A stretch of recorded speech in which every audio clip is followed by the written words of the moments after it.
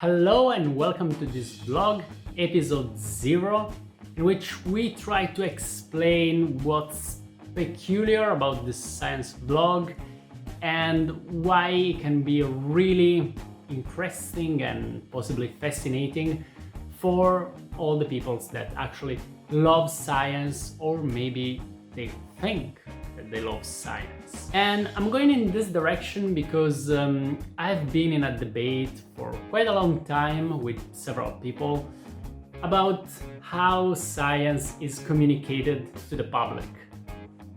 And one of the actually let me first get one thing clear. The way it's communicated to the public is some way fine, even if it has serious consequence on our society.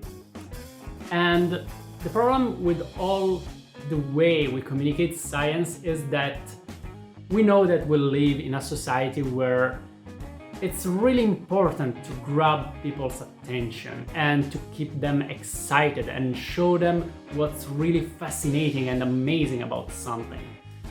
And that's why we have that all the science communication thing is pretty much done trying to really use terms and images and everything that can really fascinate people and spit facts and show like amazing pictures of, I don't know, the universe or whatever, and saying sentences like every trillion of seconds something happens. Again, like, this is not wrong. I'm not gonna say that this is bad. Still, there is something missing.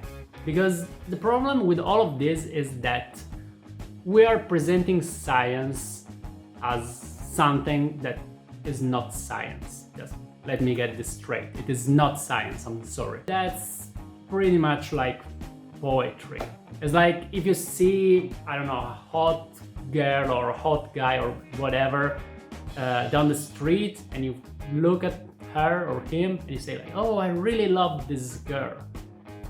But you might think that you love him, her, but actually it's not true. Like, you just feel some kind of attraction to her beautiful image on the street. But being really in love with someone is way different. Like, it's going through all the different problems that you can have during your life, and really spending a lot of time together and trying to overcome all the issues and difficulties. This analogy is some way pretty good. Actually, it's not mine, I found it on Facebook once.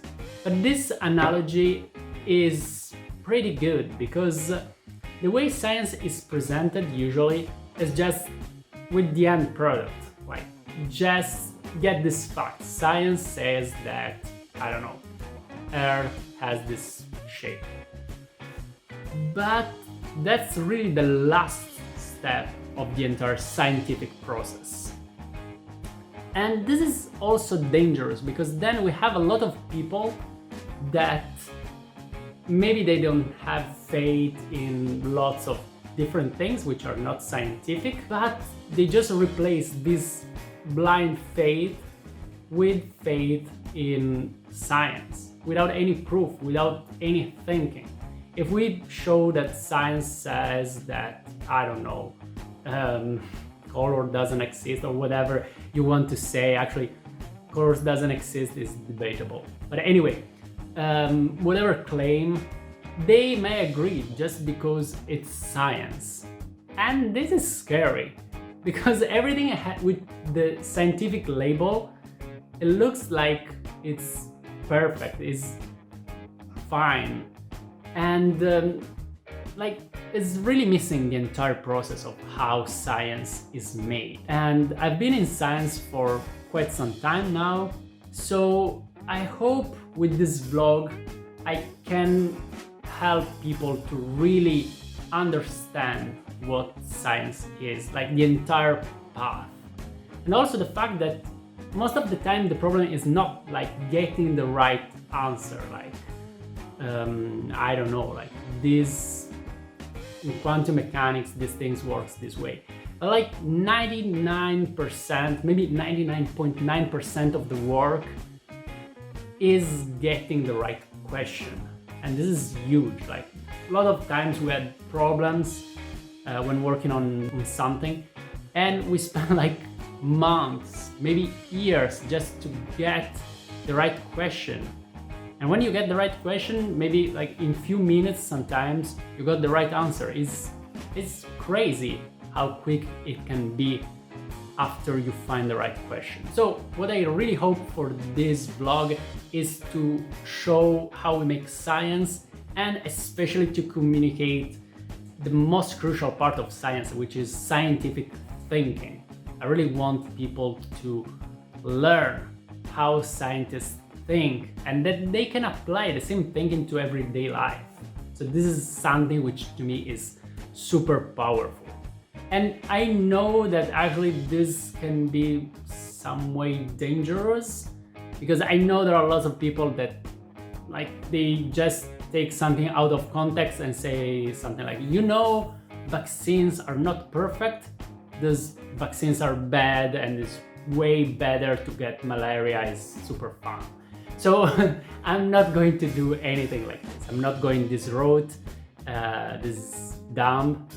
And I just want to show what is real science. And I'm not trying to undermine science in any way, because actually I love science. Point number 2, which is also pretty interesting, is like, what are we going to talk about? Because science is pretty big and we have so many topics that eventually we could cover.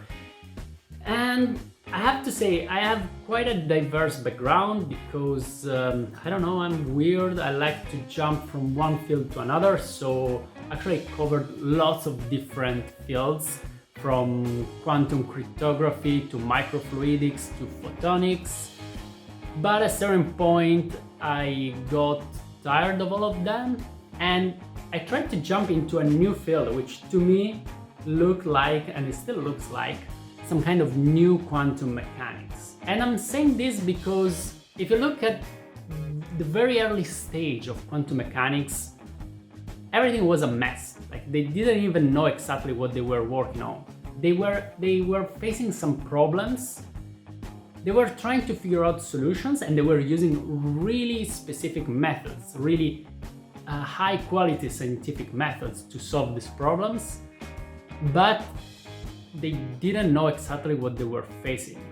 And that's how quantum mechanics was born then. I did a terrible job at summarizing the history of quantum mechanics, but it is some way like this. So at the moment we have this field which doesn't even have a name. It got hundreds of different names, but every name actually is not the entire field, but it's just a tiny bit of the field. And this happens because we have so many different fields trying to get into this. So we have from mathematical modeling, computer science, we have psychology, physics, sociology, and so many more that are all some way converging to the same thing, which we don't know what this name should be. And besides calling this field a huge mess, which actually it is, but it's also pretty exciting because we don't know what's coming, I think maybe one of the best way to describe this would be something like trying to make video games of reality. Because pretty much what we're trying to do is like, we're trying to model reality, meaning like society, people, animals, a lot of really complex entities, and they're really complex by themselves and they interact in a complex way. And we're trying to simulate their behavior, what can happen, like how they develop some properties, both from an evolutionary point of view or just, let's say, in a more static point of view. So what's going on here? Like, if you get a bunch of people, do you get a country, do you get a state, or you just get a bunch of random people walking around? How is it possible that from just a bunch of people we get something super complex like an entire country? I think there was a difference between country and state. I should use one of them, but I don't remember which one is the right one. Anyway, we are developing these mathematical models. We are testing them with computer simulations which look more and more like video games. Indeed, I'm learning Unity, and probably I will have a blog just on that coming out really soon. And I think in this vlog we will see a lot of this type of simulations, like a bunch of things in our screen, learn how to walk in a 3D environment or stuff like this. We will have a lot of possibilities and a lot of fun, I hope. So if you're interested, please click like, subscribe, do whatever you want, and we will catch up in the next video. Bye!